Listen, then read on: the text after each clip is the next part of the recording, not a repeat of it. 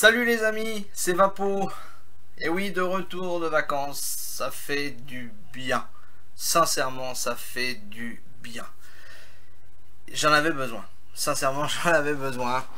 Et je reviens avec plein de petites choses à vous parler, à vous montrer, à vous démontrer. Et on va commencer par quelque chose qui tape. Qui tape tout de suite. On va rentrer dans le vif du sujet. Et on va rentrer... Je vais vous présenter en fait deux produits sur cette vidéo. Donc elle risque d'être un petit peu plus longue que d'habitude. Mais je pense que ça vaut le coup de regarder jusqu'au bout. On va commencer par vous parler de ça. Alors, est-ce qu'on va bien voir le ProTank V2. Voilà. Donc c'est bien, ils ont mis le sigle plus de 18 ans. Ils commencent à s'adapter aux lois françaises. Hein. Ça c'est un point qui peut être non négligeable. Donc ça c'est bien. Ça c'est vraiment bien. On montre quand même notre intelligence et qu'on est capable de faire des choses bien. Même après, si je sais pas si tout le monde pense pas comme moi, mais il est vrai que moins de 18 ans, quand on commence à vaper de la nicotine, c'est pas très malin. Bref, c'est comme ça. Voilà, je ne veux pas faire de polémique là-dessus, c'est pas le sujet du jour, hein, n'est-ce pas? Je suis tellement content de vous retrouver que j'en perds un peu mes mots, je ne sais pas par où commencer. Donc le ProTank, que j'ai testé bien évidemment. Alors, le voici. Alors, le drip qui est dessus n'est pas celui d'origine. Hein.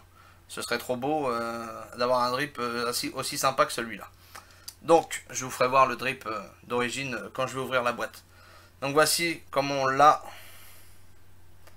Donc toujours pareil, marqué Kangertech dessus, ProTank, mais au lieu que ce soit ProTank tout seul, il y a ProTank avec deux barres, c'est-à-dire le 2, signe romain. Je vais ouvrir donc la boîte devant vous, devant vos yeux ébahis.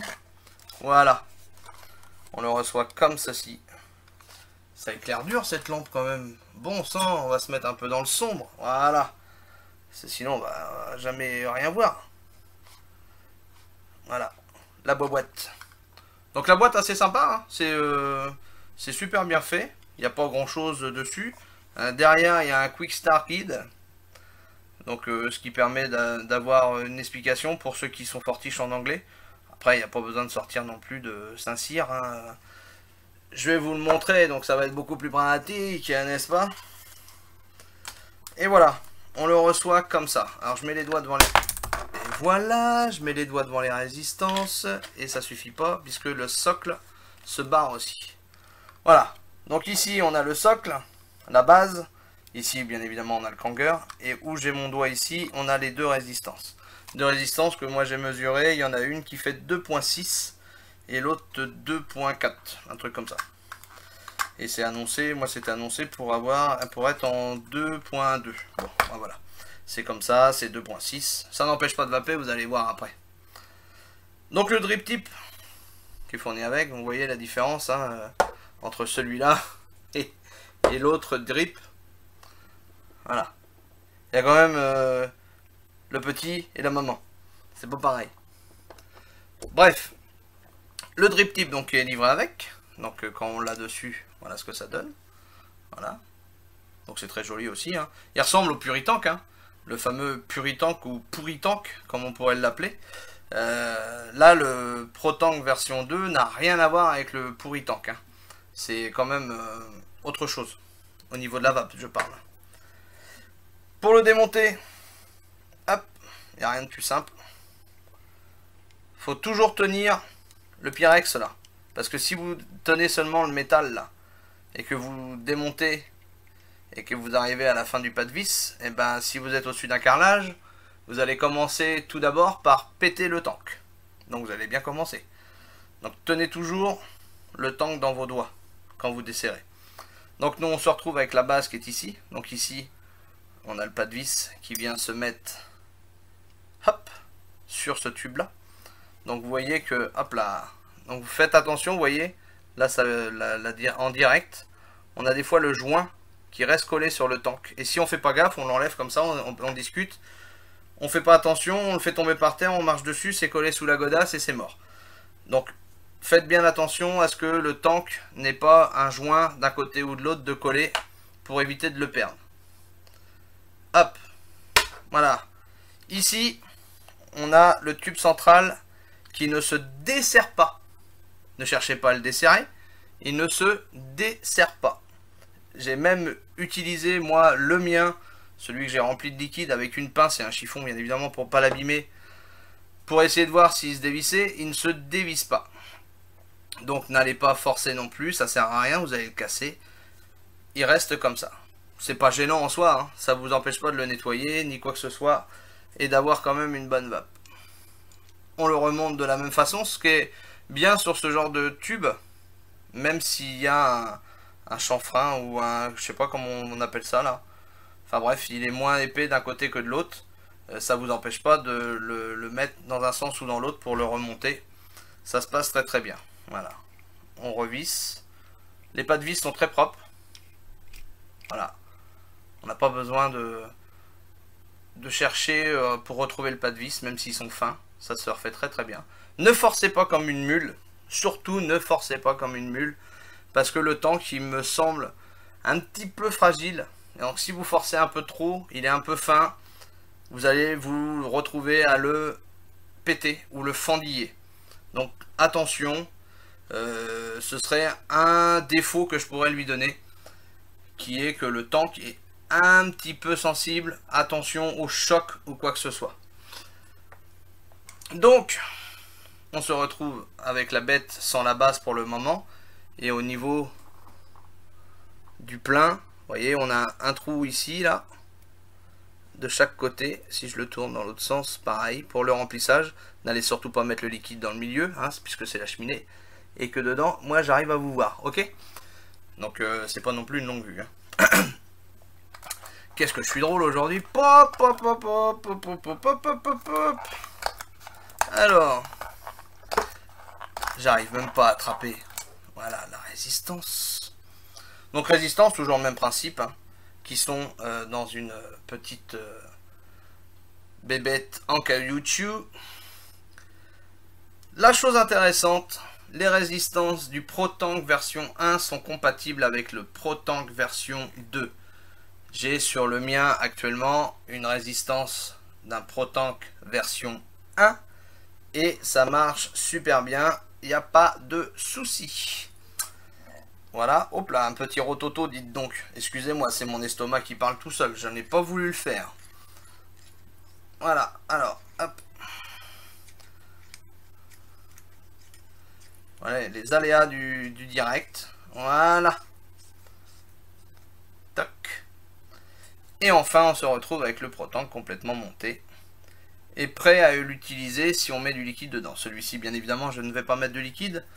Puisque je vais utiliser l'autre. Au niveau, si on compare avec le David Glasomizer, voilà. Voilà ce qu'on a comme bébête. Donc un design différent ProTank V2 ici. David Glasomizer ici, qui est plus proche du design du ProTank V1, pardon. Avec toujours l'écriture dessus. Hein, donc là, en l'occurrence, David Glasomizer. Et ici, Kangertech ProTank 2. Donc voilà. Au niveau de la vape, le David Glasomizer a un tirant d'air plus aérien. Au niveau du ProTank 2, on a un tirant d'air qui est légèrement plus serré. Légèrement plus serré quand même, oui. Et malgré les rainures qu'on a dessus, je trouve que on a un tirant d'air plus serré. Est-ce que ça vient de moi ou pas? L'avenir nous le dira. Peut-être que d'autres personnes qui l'auront testé et qui feront une vidéo dessus diront le contraire. Et je veux bien tout entendre parce que voilà, c'est le ressenti de chacun est vraiment propre à chacun. On va le tester, mais on va pas le tester sur n'importe quoi. Comme je vous ai dit, on va parler de 2 produits aujourd'hui, d'où une vidéo un peu plus longue. Et on va pas le tester sur n'importe quoi non plus. On va le tester sur ça. Sur ce genre de bébête. Alors qu'est-ce que c'est?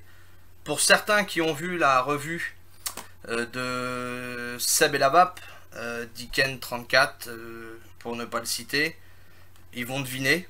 Pour d'autres, eh bien, vous n'allez pas deviner. Tout simplement. Eh bien, je veux parler de ceci. L'e-Test 134. Là, il est en version noire. Donc, chromé au niveau des tubes, ici. Et là, le corps, lui, le tube batterie, est en noir. Il existe en tout chrome, bien évidemment. Et, hop. Voilà l'engin. Donc, vous voyez ma main. Vous voyez la bête. C'est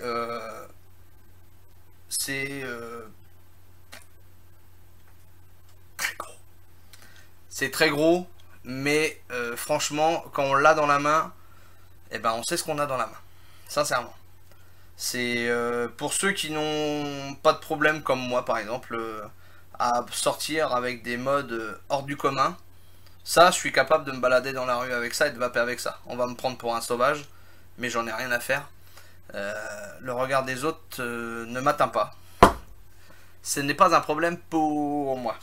Dans le coffret, et hop là, on a hop là, un iClear 30. Voilà. On n'en a qu'un, contrairement au coffret de l'e-Tast SVD où il y en avait deux. Là, il n'y en a qu'un. Ils ont été un petit peu plus radins dans l'histoire, mais bon, après... Et autrement, bah, c'est matelassé dans la boîte. Hein. Je suis en train de regarder en même temps. J'avais pas regardé si le fond, il y avait une cachette ou quoi que ce soit. Il n'y a rien. Donc la mallette après se referme comme ceci. Voilà. Et c'est tout ce qu'on a dans la mallette, hormis évidemment la notice. Voilà. Avec une notice de remplissage. Hop là, on va peut-être mal voir parce que du coup, la lumière est tellement forte que... Donc une notice de remplissage pour l'iClear.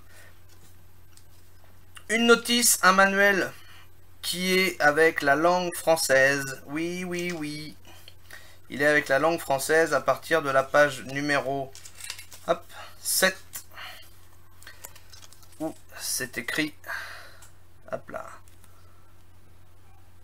Où c'est écrit guide d'utilisation avec comment faire.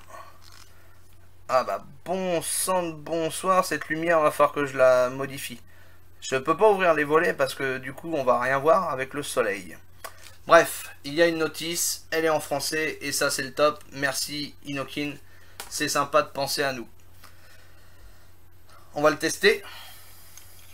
On dévisse le cucu. Voilà. Donc on a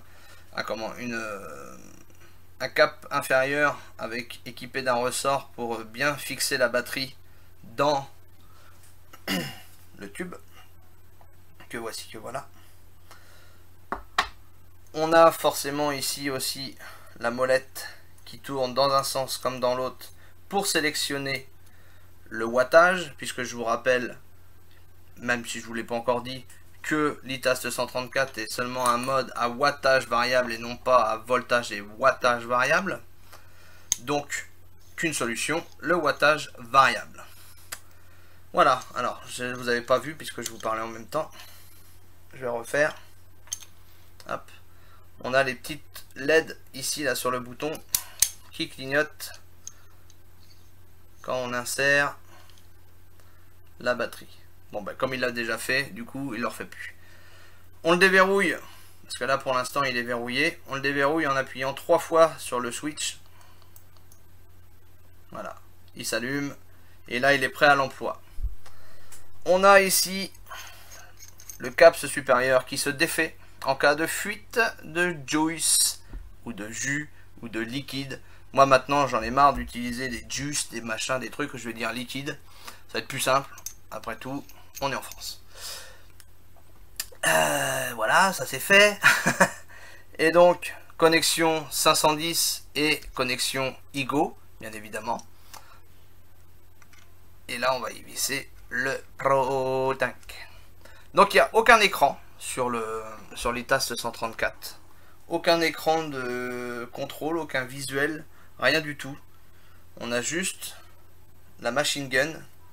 Et donc la machine vape, pour en l'occurrence c'est la machine vape.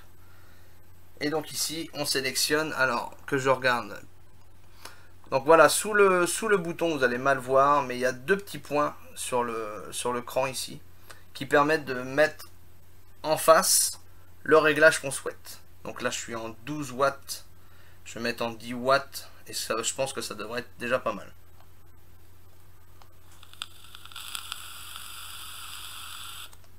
On y va?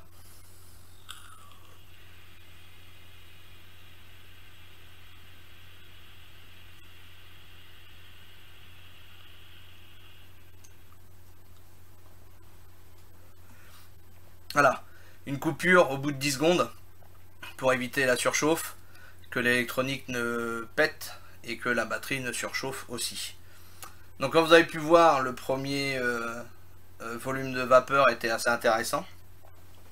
Le rendu de saveur, bien évidemment, est très très bon. On reste sur un rendu de saveur identique au ProTank version 1. Au niveau du dry heat, j'en ai pas eu pour le moment. Au niveau des glouglous, pas de glouglou non plus. Donc c'est quand même assez intéressant. On reste vraiment sur la même optique que le ProTank V1 et on a quelque chose de bien. En termes de puissance que le mode, lui, l'e-Taste 134 envoie, on a quelque chose qui envoie quand même bien. Là je suis à 10 watts, on va essayer quand même de passer à 11 watts. On va même mettre jusqu'à 12 watts pour le moment.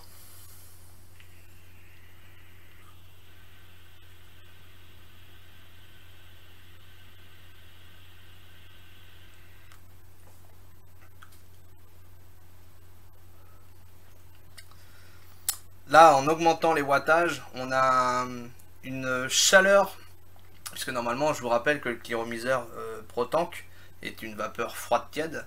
Là, en augmentant le wattage, on obtient une vapeur qui est quand même plus proche du tiède-chaude. Ce qui n'est pas plus mal pour certains liquides. Là, en l'occurrence, je suis sur un liquide K6. Eh bien, le fait que ce soit un peu plus chaud, c'est assez intéressant. J'aime même beaucoup.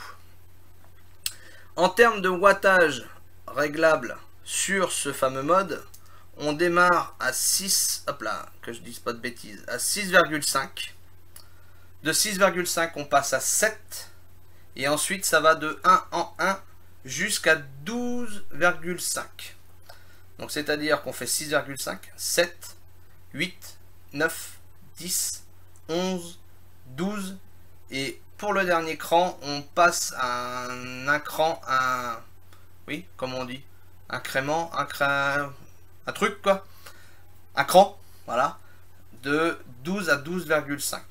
Donc ça veut dire que c'est un mode à wattage variable allant de 6,5 à 12,5.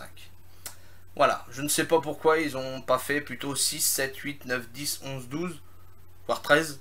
Peut-être pas le 13 parce que pour certains ça aurait été un chiffre qui porte malheur. Donc voilà. Après c'est pas...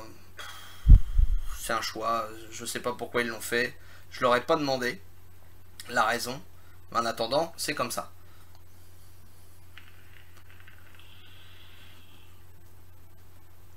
Un dry heat. Voilà, le voilà à 12 watts. Pouah, il envoie quand même. Il envoie. Et pourtant j'ai du liquide encore dans la bébête. Donc on va baisser, on va passer à 9 watts pour voir. Donc voilà, hein, en même temps que vous voyez, je tire un petit peu dessus pour réalimenter la mèche en liquide. On a un tirant d'air qui est un petit peu plus dur. Bon, un petit peu, hein, j'ai pas dit beaucoup, hein, un petit peu. On réessaye.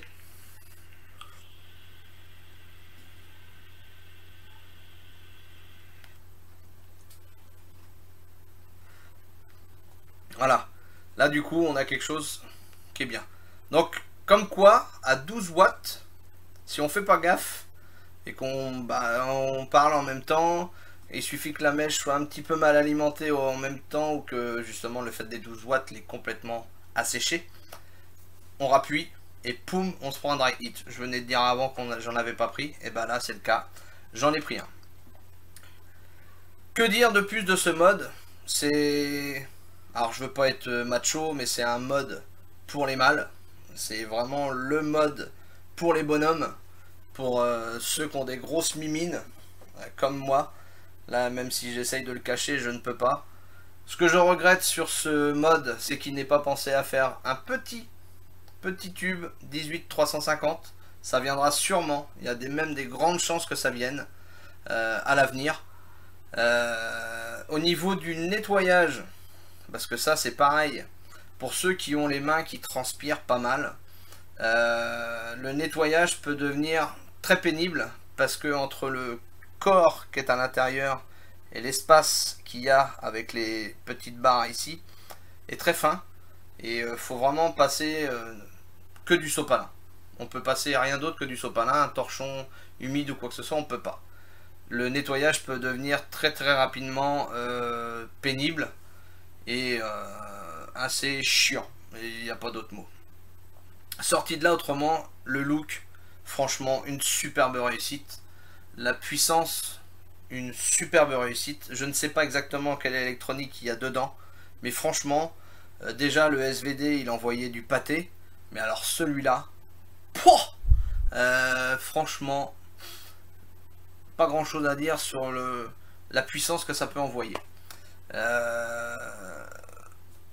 Ceci, la petite bague d'ici de finition est compatible avec la bague qui se trouve sur le SVD, justement, c'est exactement la même. Il y a de la même façon deux trous d'arrivée d'air, de tirant d'air dessus, donc il est bien équipé. Au cul, on a des trous de dégazage. On en a 1, 2, 3, 4, 5, 6. On a 6 trous de dégazage au fond. Donc ça, c'est intéressant. Au niveau des pas de vis, c'est propre. Pas de bruit. Pas de bruit du tout.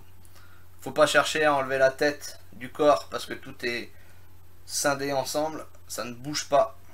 C'est du lourd. On peut éventuellement, apparemment, démonter. Je n'ai pas fait le test, mais on peut démonter avec un tournevis cruciforme le plateau ici, de façon à dégager les tubes, et là certainement que le nettoyage peut s'avérer plus simple. On a exactement la même chose à ce niveau là, au niveau du socle là, ici on a des vis, si on enlève le caps inférieur on peut démonter pour pouvoir nettoyer, je pense que c'est fait pour ça aussi. Personnellement, je n'irai pas m'aventurer à démonter un engin comme ça, parce que j'ai toujours peur qu'il y ait un ressort qui saute à un endroit ou à un autre.